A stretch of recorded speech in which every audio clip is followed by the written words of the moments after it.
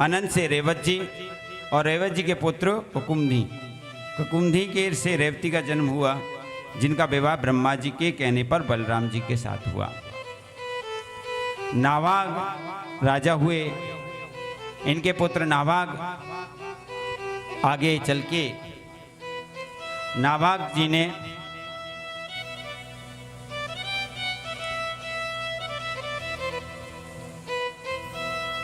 राजा नाभाग के 4 पुत्र। नाभाग राजा जो चौथे पुत्र थे वो शिक्षा के लिए बाहर चले गए गुरुकुल में। जब वापस आए तब इन्होंने अपना भाग मांगा। तब इनके भाइयों ने कहा कि तुम्हारे हिस्से में हमारे पिताजी हैं, इसीलिए तुम उनको लो। माता पिता की सेवा का क्या प्रभाव है, ये कथा अब आपको बतला रही है।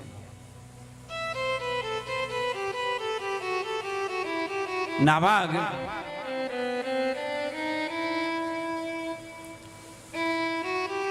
आए और कहने लगे कि पिताजी, आपको मेरे भाइयों ने आपको मेरे बट में दिया है। उनके पिता ने कहा कि तुम उनकी चिंता मत करो, उनकी बातों पर ध्यान मत दो तुम। अतः इसलिए मेरी बात को ध्यान से सुनो कि इस समय ऋषि यज्ञ कर रहे हैं और हर छठे दिन वो कुछ ना कुछ गलती कर बैठते हैं। अतः तुम उन्हें उस गलती का बारे में बतला दोगे, दो सुख बतला दोगे, तो वे तुम्हें प्रसन्न होकर के यज्ञ भाग दे देंगे। नाभाग जी ने ऐसा ही किया। जब ऋषि मुनियों का यज्ञ पूर्ण हो गया तब उन्होंने कहा कि जो यज्ञ में बचा है वो ले लो, और ऋषि मुनि चले गए। लेकिन जैसे ही वो एकत्रित करने लगे तभी रुद्र भगवान वहां आ गए। उन्होंने कहा कि ये तुम लेके नहीं जा सकते हो क्योंकि ये तो मेरा है।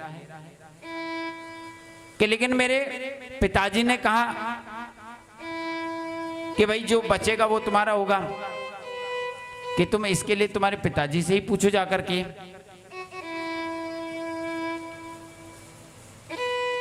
नाभाग अपने पुत्र अपने पिता नवक के पास गए। नवक जी ने कहा कि बात तो सही है कि दक्ष प्रजापति के यहां पर निर्णय हुआ कि जो यज्ञ में बचेगा वो भगवान रुद्र का होगा।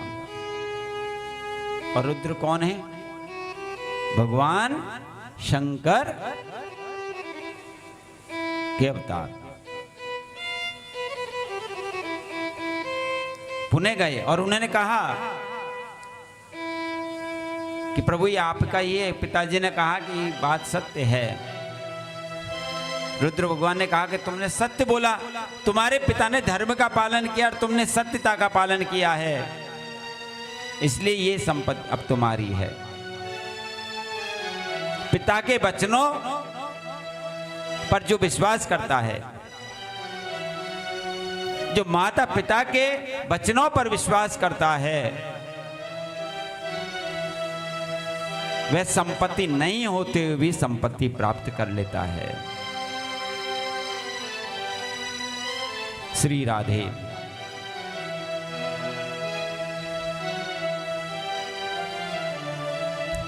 करता रहूं गुणगान, मुझे दो